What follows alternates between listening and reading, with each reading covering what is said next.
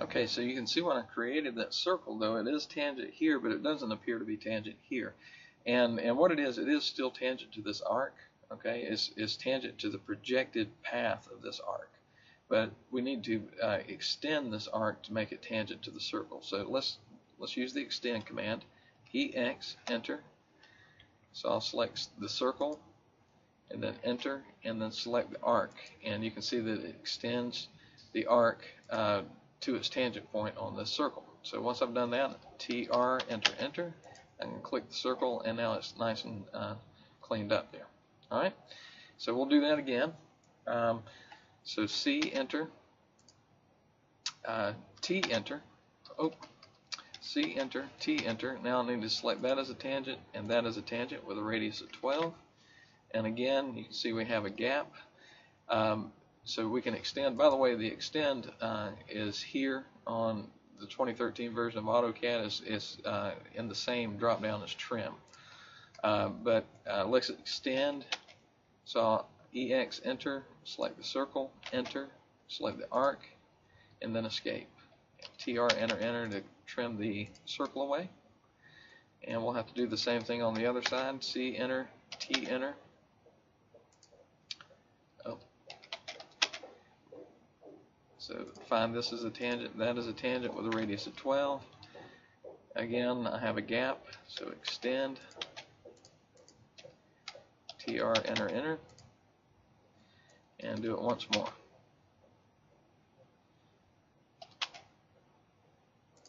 Tangent, tangent with a radius of 12. Again, it looks like I have a small gap. And then TR, enter, enter. Okay, and clean that up. Okay, so we've done the object construction, and we need to add some center lines. Okay, so let me turn my construction layer back on, and I am going to utilize these circles that I have here. Okay, so let me go to my center layer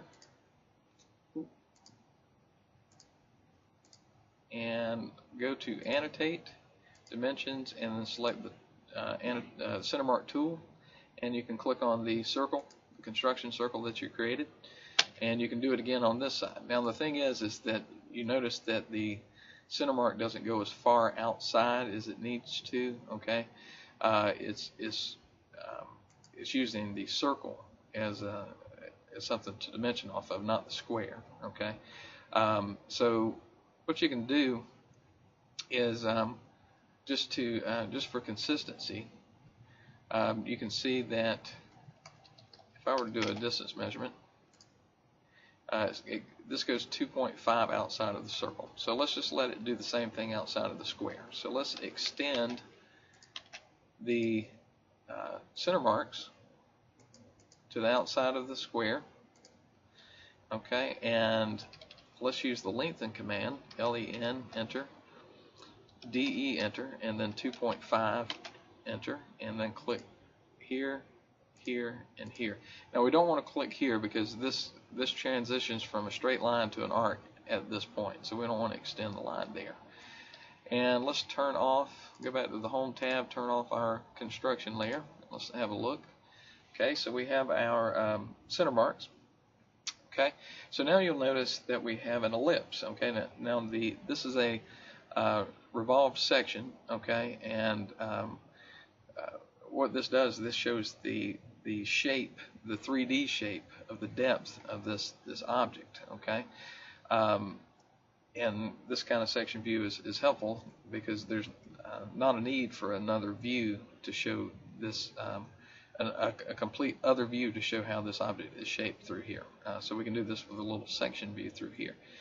Now both of these, you remember this point of inflection that we talked about earlier, this is where our center line for our ellipse needs to be created. So let me go to the center layer, and so I'll draw a line from the inflection point, which should, there's the end point there, and find the end point here.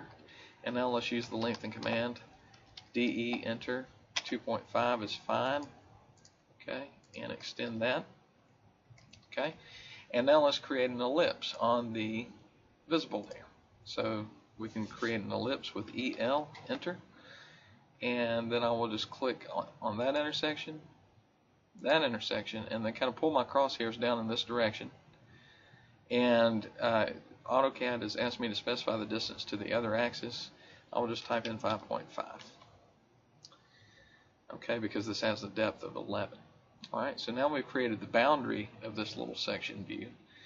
And let's go over to our layout tab, and let's type Z enter E enter to find our drawing, or you can just pan and zoom, and let's find a scale that works. Let's go ahead and scale and lock our viewport. Okay, and don't forget to do this information down here on your own. I'm not going to go through that, but let's use the hatch tool. This is a new tool for you to create the hatch pattern that you see in the text. So let's go to our hatch layer, and I see that the hatch layer is the cyan color, and that's not going to show up well because our center lines and center marks there are also in that same color. So let's go to the Layer Properties Manager and change our hatch color to blue.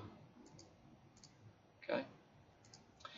Now let's enter the hatch command, and you can just type H and then enter. By the way, I think the hatch command, oh, here it is, right here on the draw panel. Okay, but if you want to just enter the shortcut, the command alias is H enter. Oh, and sometimes it'll give you a little preview. Let me H enter. Okay, and we want ANSI 31 as our I forgot to do something. Double click on the viewport, okay, because the hatch is actually going to be applied to the object. It was trying to hatch inside the viewport, which is not what we want. Then type H, okay, and the hatch pattern that we want is ANSI 31, okay.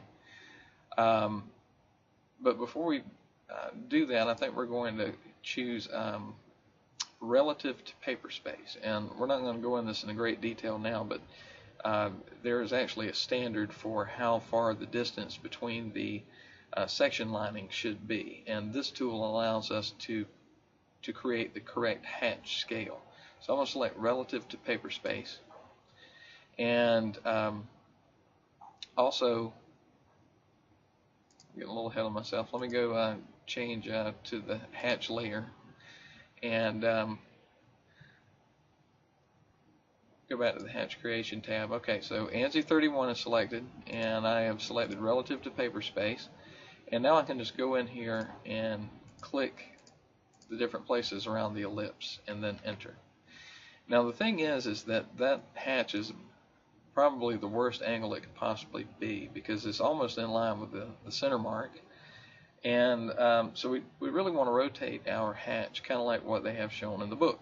So let's just click on the hatch, and then we'll be able to edit the hatch. Okay, and this might take a second for your computer to work up here, but we want to change the hatch angle, which can be changed here. Okay, so let's just try 45 and see if we get what we want.